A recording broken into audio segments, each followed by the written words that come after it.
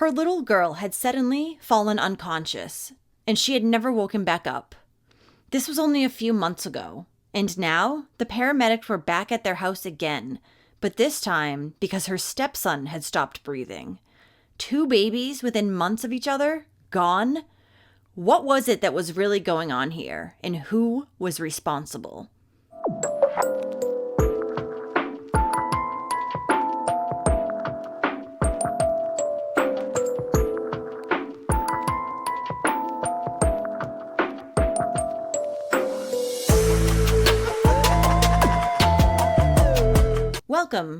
Welcome back. I'm Cassie, and this is A Wicked World. Hope everyone's doing great today. The case I have for you today is not just about one child, but 2 children who died 81 days apart from one another in the same house. This is the story of Desiree McCartney and Nathaniel Ritz.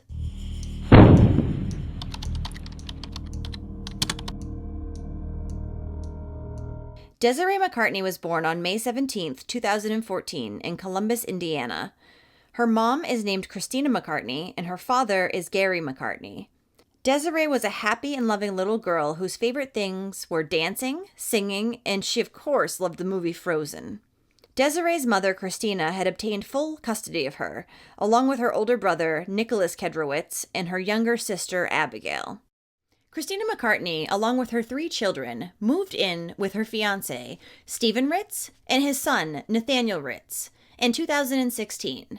Nathaniel Ritz was Stephen's biological son, who he had full custody of.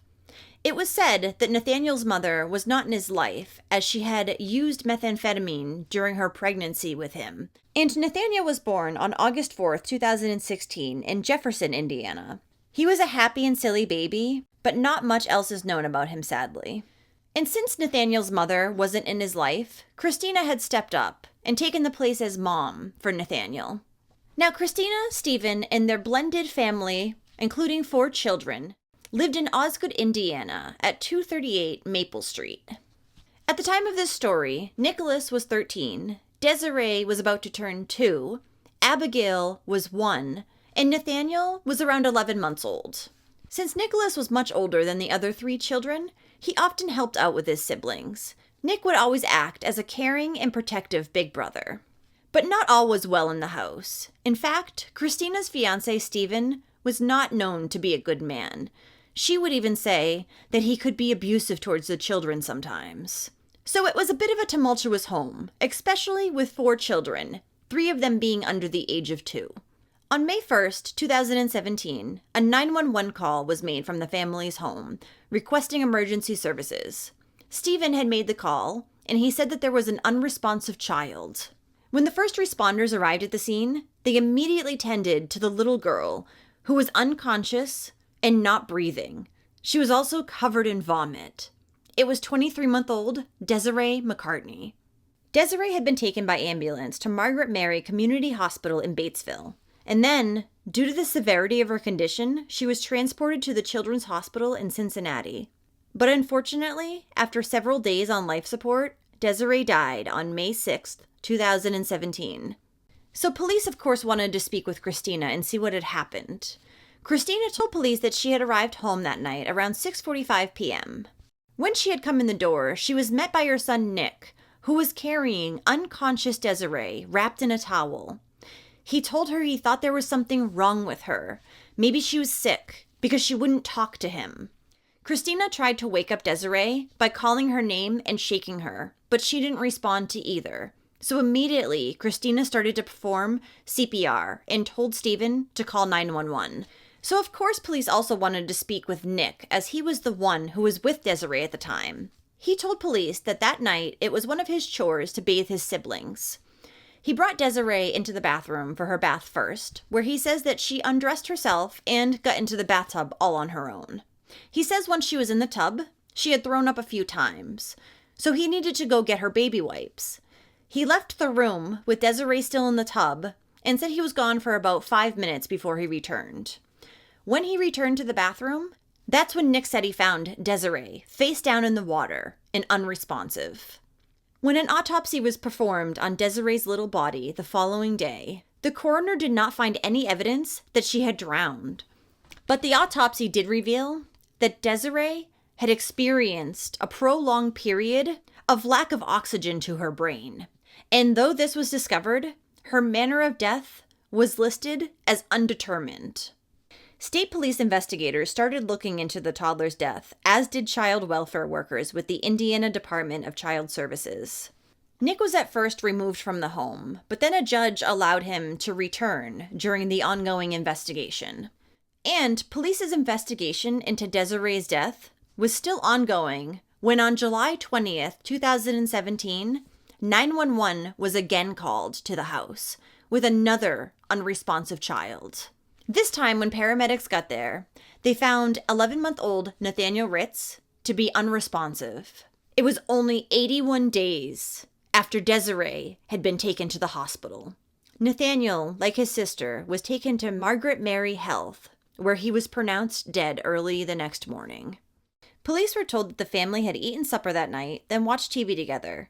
Around 11 p.m., Christina asked Nick to take Nathaniel to bed since the two of them shared a bedroom. Nick did as he was told, but only a few minutes later, he came out of his room, holding Nathaniel, telling his mom that something was wrong. He said that he noticed that Nathaniel had not been moving while he was in the middle of doing his chores. And when Nick went over to the little boy, he said he was cold and pale. An autopsy was also conducted on Nathaniel, and his death was also listed as undetermined.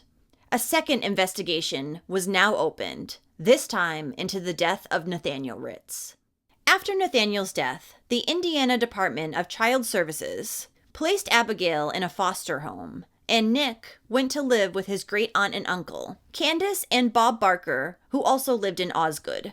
A few months went by, and then in September of that year, the investigations, which had already been focused on the people who lived in the house, began to focus more sharply on Nick. Not only had he been there, both times, but Christina had also called the police on September 5th and told them that Nick had just recently mutilated a kitten. He had mutilated it so badly that it had to be put out of its misery afterwards. Nick had taken a kitten that Bob and Candace owned into the basement where he proceeded to torture it.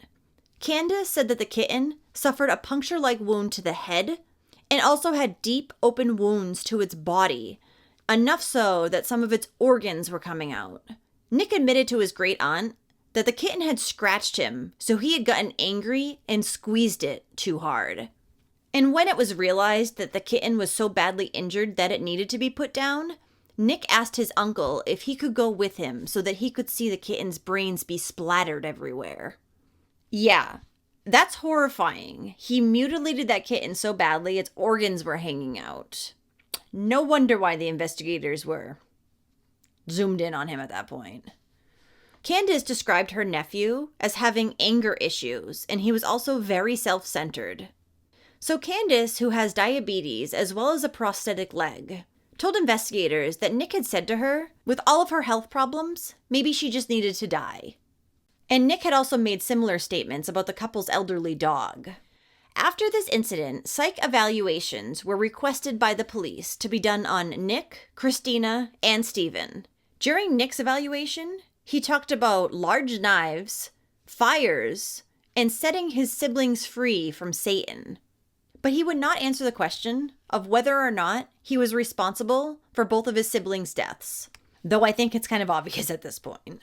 On December 13th, 2017, the lead detective from Desiree's case and the lead detective from Nathaniel's case went to speak with Nick in his aunt and uncle's home. During that visit, Nick actually pulled them aside and said he needed to speak with them. He said that he had recently had dreams about the babies.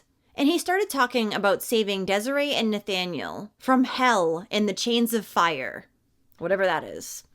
Nick said he had help from an angel to set his siblings free. He also said that he had a conversation with God about Desiree and Nathaniel, but he couldn't share it with investigators because he had promised God that he wouldn't. When Nick was asked to talk about what had happened to Desiree, at first he said that he couldn't remember. But when asked about Nathaniel, Nick said that he had placed the boy in the bottom bunk bed, placed a blanket on his head, and pushed down. And when asked about Desiree again, Nick said that he had helped her out of the bath and then put a towel over her head, smothering her, so that he could set her free to heaven, is what Nick said. Nick told them that he knew Desiree was dead when she had gone limp and her face had turned blue. The teen was crying throughout, and he told the detectives that he did not want his siblings to live in the hell that he had to live in. So that's why he had suffocated them. When investigators asked him what hell was to him, he replied, chores. Nick then asked the detectives if they had seen the list of daily chores that he was required to do. They said that they were aware of the long chore list that he had. He said he had to protect them from Stephen Ritz because he did not want them to go through what he went through.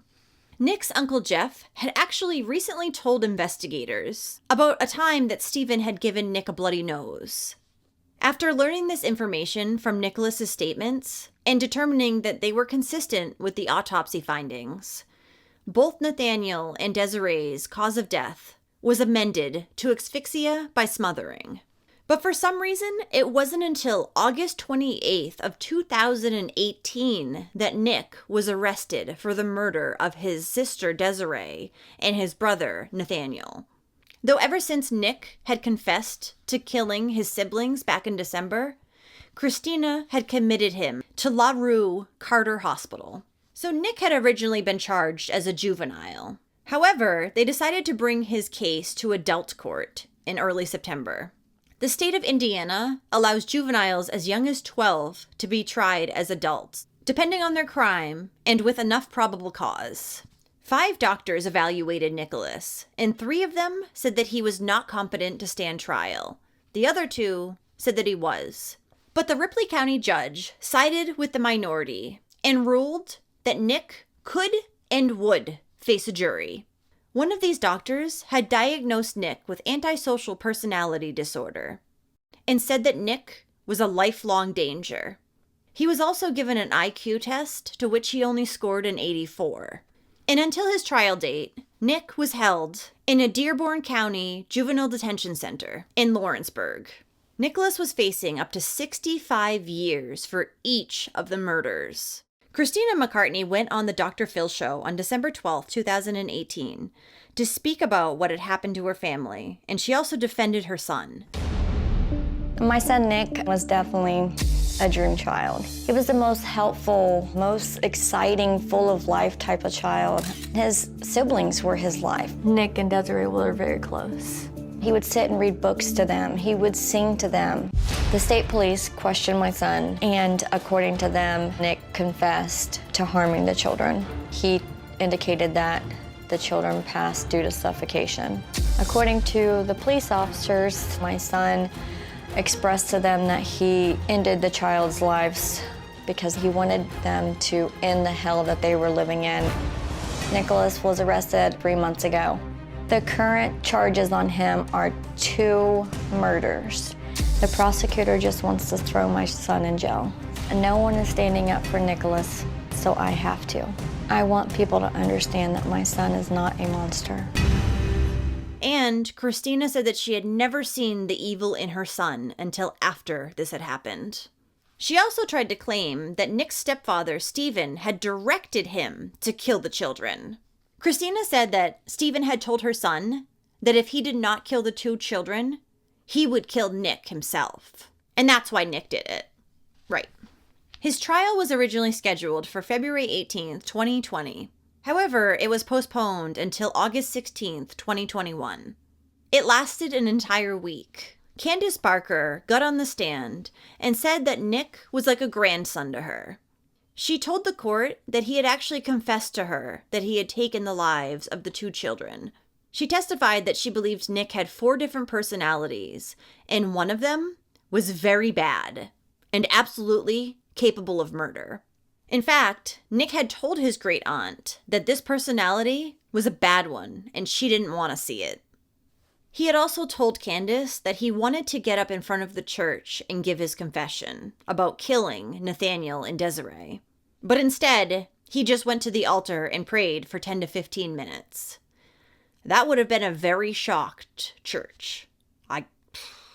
Candace also said that when Nick had been sent to live with them, he thought that he was there just to do chores. She also said that Nick was very confused and didn't know reality from fiction. When she had raised her voice at him one time to go to his room, he hid in the basement, and she later found him down there, curled up in a fetal position. And he kept saying, "Don't hit me, don't hit me." Now, Candace had been a teacher, and she had taught children with special needs for many years. Given her experience, she believed that Nick was high-functioning, but lacked the typical verbal skills of a 13-year-old. She also said that he didn't sleep well, had lots of night terrors, and would exaggerate everything. Candace also said that Nick didn't seem to realize that the children's lives he had taken would never come back.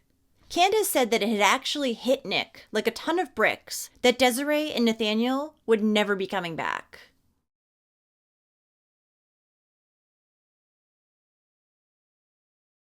Candace went on to say that Nick never said he didn't do it, but he did change his story multiple times while he lived with her.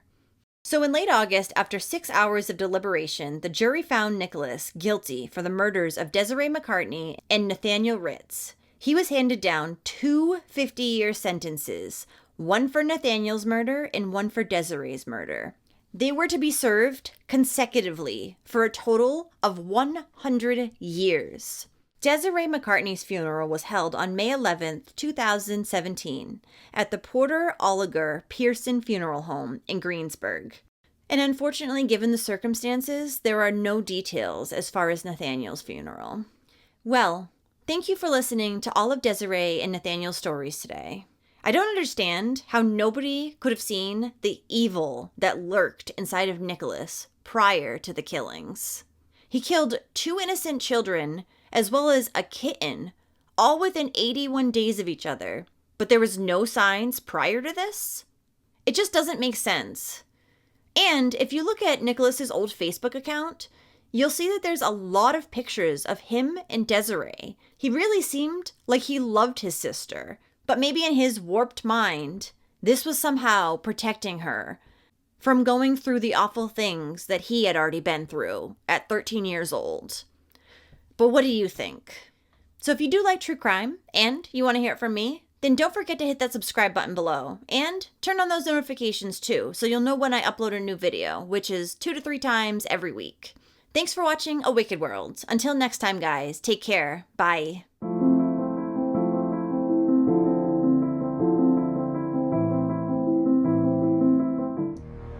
Thank you for being patrons of A Wicked World. Adina, Amy, Angela, Catherine, Danielle, Hanorama, Kara, Lindsay, Mel, MJ Kelly, Neoma, and Tammy. You guys rock. Now, there's even more of A Wicked World on Patreon. You'll have access to exclusive videos each month and more. Any support truly helps to make sure the victims never get forgotten and to highlight the shortcomings of society associated with each case. So check it out at patreon.com/awickedworld or use the Patreon app.